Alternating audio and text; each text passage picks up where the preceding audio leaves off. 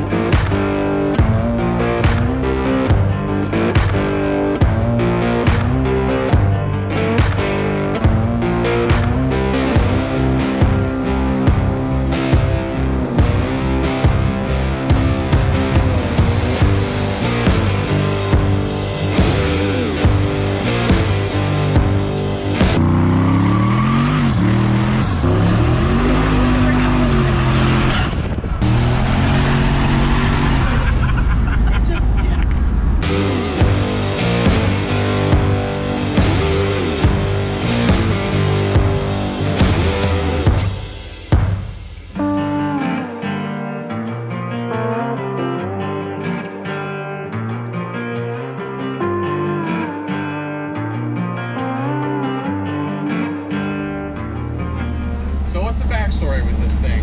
So it's a 1969 GMC c10 short bed rear wheel drive with a little bit of an engine swap.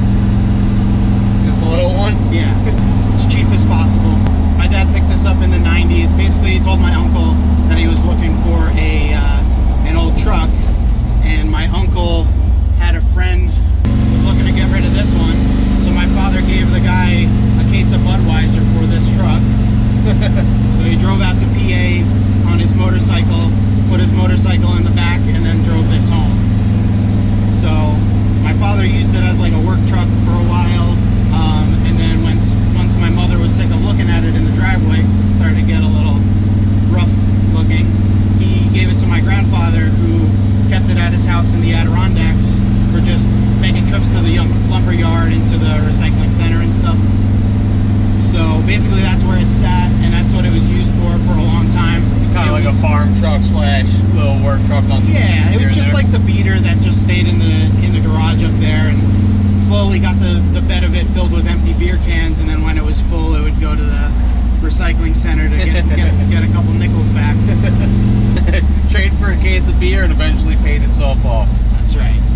This truck originally came with a 250 cubic inch straight six with a 3-speed manual column shift transmission, which I think was the first manual transmission I ever drove. A 3 on the tree, that's sick. Yeah, 3 on the tree. Actually, until recently, the pedal was just stuck underneath the carpet.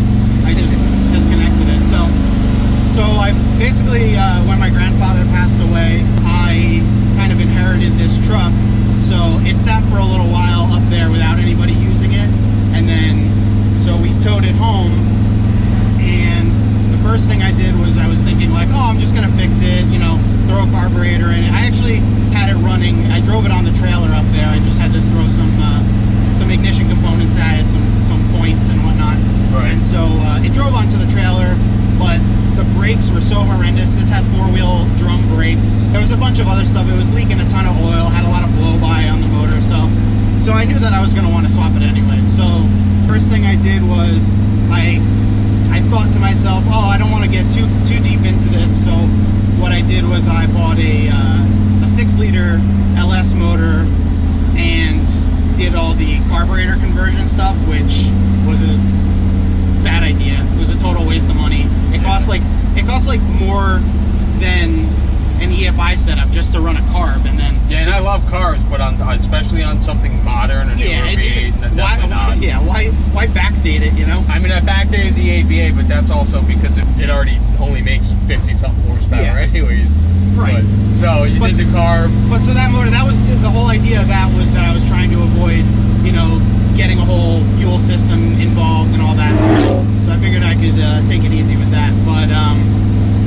But so I drove it around briefly like that for like maybe one summer. Realized that I wasn't a big fan of the whole carburetor thing. Like, I did make it easy on myself. I put a wideband. I was able to like tune it relatively easily, but even so, it was just like at the end of the day, like, I don't know, it wasn't a great setup for me. But the upside of it was that I put together this working setup the whole setup. They got to see it run and drive in my truck, and then I was like, all right, come back next week, I'll have it on a pallet for you. I bought the whole motor and trans and everything. I actually made a pretty decent profit on that setup at the end of the day, because I got the motor for really cheap. Just a happenstance of a deal, somebody clearing out a storage unit. But so then what I did after that was... Right, that was a 6.0, because now it's got a 5.3 in it, right? That was a 6.0, and then I put another 6.0 after. What I did was I found I was looking to do like a more sloppy oriented setup, where I was looking to get like a 4.8 or 5.3, and you know, with plans of later down the line maybe turbocharging it. So what I did was I was on the hunt for just like rusted out Chevy Express vans. So I found one that the guy had listed as like a 1500 Express van. So it was going to have exactly what I was looking for. So I was like, oh, okay, cool. So I went to go look at it, and it turned out to be a 3500. So it had the 6-liter and the 4L80E transmission. So I picked that up for $1,600. It had no reverse. I found a guy on Craigslist that did a trans build for it for like $800. And then I drove around like that for a while, using the Holley standalone, which was my first real experience with that. I was a huge fan. You did the Holley Sniper kit, right? The Holley Terminator. Oh, right. So I did the Holley Terminator with like the drive-by-wire and the transmission control, and you know, I just had long tube headers on it with like side dumps out in front of the tires. So that worked really good. And then a friend of mine, Ben, who does he has a dually truck. He has an '88 Chevy 3500 dually, and he's the buddy that has the truck and trailer. So he does all the you know, I always pay him first rather than calling AAA or whatever. So he was like, oh, you know, he had a 454 with a 3-speed automatic and that thing. So he was like, oh, you know, I really want to pick up a little gas mileage and go to an LS. So he sourced the donor for that, and then I was like, hey, you know what, let's make this an easy, quick swap and just pull the whole drivetrain out of my truck that's running and driving and stick it in his. So we did that. So he's been driving that for probably a year and a half or so. The next engine setup was I found somebody selling 2 Chevy Express vans, both with 5.3-liter LSs in them. Did you want the 5.3? Yeah, I kind of was looking for one of the smaller displacement motors. Not really for any particular reason other than I knew it was going to be relatively cheap. Like, did you just want to sell the 6.0? Well, the thing is, a lot of people see like 6-liter and they're like, oh, that's what I gotta have. You know, so you were able to make money off it. Right, and if you're gonna stay naturally aspirated, that's definitely, I mean, it's always gonna make more power, no matter what you're throwing, what parts you're throwing at it. But my rationale was like, I know a cheap turbo kit on a 4.8 or 5.3 will make like 800 to 1,000 horsepower. So why would I spend the extra money and get a 6-liter when I could just get a smaller, cheaper motor and turn it up?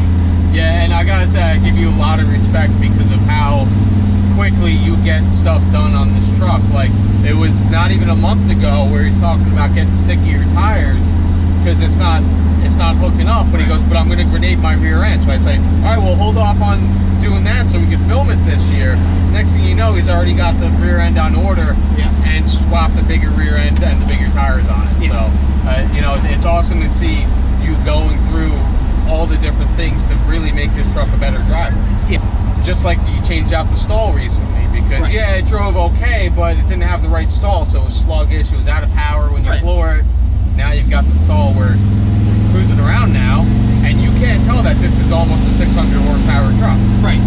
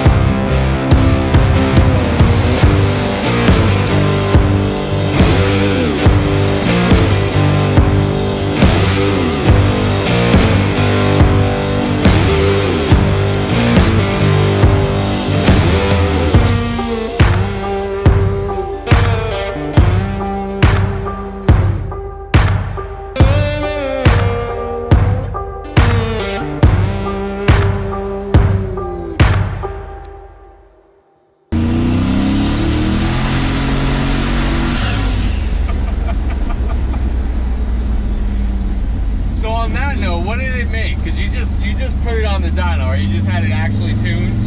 Yeah. So this setup made 550 wheel horsepower at 15 psi. So, and that's on E85, or is it probably about 70% ethanol at the time. So yeah, and it's awesome you were able to get Matt Happel to tune it, because ultimately you use sloppy mechanics to really get you through the swap, right? Right, exactly. Yeah, I got so awesome. all my information from him anyway. So, well, so I actually didn't say what the current engine setup is. Jesus Christ. And this probably won't be the last thing in here either. All right, so it's been through 4 engines then, right? 3? Yeah. Three Yeah, none of them blew up. Right, but it's been through. This So it is had not an engine original number 4? Yeah. I found a listing was looking to get rid of 2 Chevy Express work vans, and they both had 5.3 liter LS motors in them. So picked those up for, I think, 700 or 900 bucks. So that was a smoking deal. That's not bad. 2 5.3s for now. You can sell one and get most of that back. Yeah, so one of them ended up being a Christmas present to my father for his 78 C10 truck that he's got. People, LS swaps would make great Christmas gifts. So anyway, I gave him the good one. We did like a cam and valve springs and a header on that, and so he's been driving that truck around. And then, so on mine, this motor was the worst of the 2. It was like full of all the sludge and stuff. It was not well loved. It did not have frequent oil changes done to it. Yeah, but half the stuff inside is only bad if you look at it. Right. Well, never look at the cam bearings. No, you're never supposed to look. I don't even own an LS vehicle. Right. And I You know that. not to look at the cam bearings. Right. So unfortunately, that wasn't an option for me, because I go to take this motor apart to go throw a cam in it, and I couldn't get the cam out. And the reason I couldn't get the cam out was that the number 3 cam bearing had welded itself to the cam, and so I couldn't pull it out because I had to. So you had to let the magic out. Yeah, so I had to let the magic out, and then I just put one replacement bearing in it, and just slammed the cam back in. So, or no, I damaged one other. So I put 2 cam bearings in it, but upgraded valve springs, because that's the other thing you have to do. But so I never got that deep into an engine before. Like, I never pulled out pistons from a motor before, so I was like kind of curious. I was like, whatever, I'll just go for it, you know. So I pulled the pistons out and I checked the ring gap, and the original rings, which I think that van had somewhere in the neighborhood of 250,000 miles on it. The original rings were still within factory spec. So I was like, okay, so I guess that's good. So you didn't even have to adjust them. You just put. Well, so I put an extra ring gap in it. I was like, it's apart. So the top ring, I just opened it up to like 28 thousandths or something. VS Racing was having a sale on their Denma turbo packages, so I picked up a 78, 75 Gen 2.5 billet turbo kit with the wastegate and the blow-off valve and the intercooler and all the piping. It was on sale for $1,000 shipped. So I was like, you can't lose. You know? I've previously been like a Volkswagen and BMW guy, so naturally I've always had manual transmissions. So this 4L80E in this thing was my first, you know, like any kind of performance automatic. Yeah. So yeah, that's ultimately how I know Matt guys, through Cool Water VW. Right. You know, a bunch of good people in that club, and Matt's definitely one of them. So if you guys are wondering how we ended up in a 550 horsepower C10, yeah, it's because of Volkswagens. What, I mean, you're into this truck really cheap with the swap, right? Yeah. What yeah, do you so say the motor, roughly? So I think I made my money back on selling the shells of the Express van. So the motor we'll call free. I paid $1,000 to get like a performance rebuild on the trans. Spent another $600 on a custom spec torque converter from Ryan Jans. I got like his budget set up, and then the manifold was $550. The turbo kit was $1,000. The most expensive item is the Holley Terminator X Max standalone. Like $1,500. Yeah, that was $1,500. I got all the bells and whistles. I got the one that does drive-by-wire, and it does the trans control.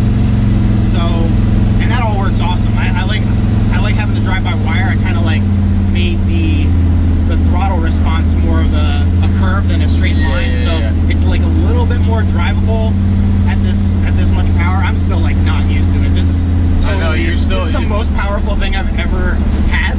You know, I've had like M50 swapped E30s and stuff, which are not really. They're like fast, but this like half this the gets power you in trouble fast. Right. Yeah, because these things Those are not momentum fast. This Right. is fast. right, and these aren't heavy.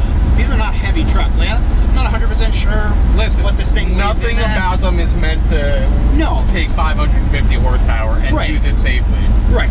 Yeah, it's probably like a 60-40 or 65-35 or something split front to back. So it's definitely a handful. I have the Nitto drag radials in like 275 width, and they're still not really hooking up. Yeah, because you tubbed out the rear fenders to make these fit, but you.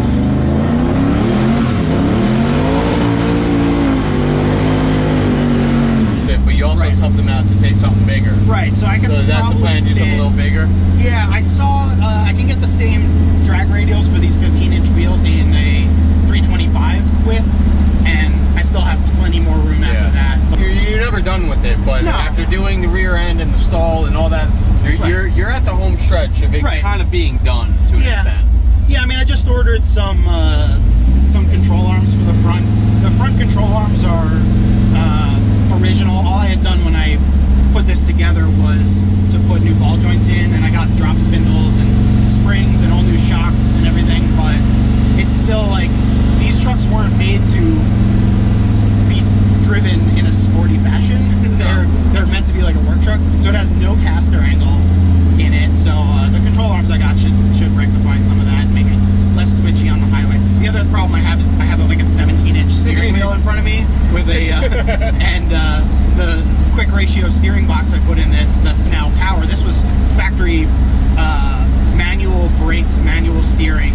So this wheel is meant for like being able to turn the wheels without any power assist. So I could probably get like a 15-inch wheel. You're driving a sailboat, honestly. It looks like you're driving a sailboat. Yeah, exactly. I should get like one of those wooden wheels with the pegs on it. But I think you need to have a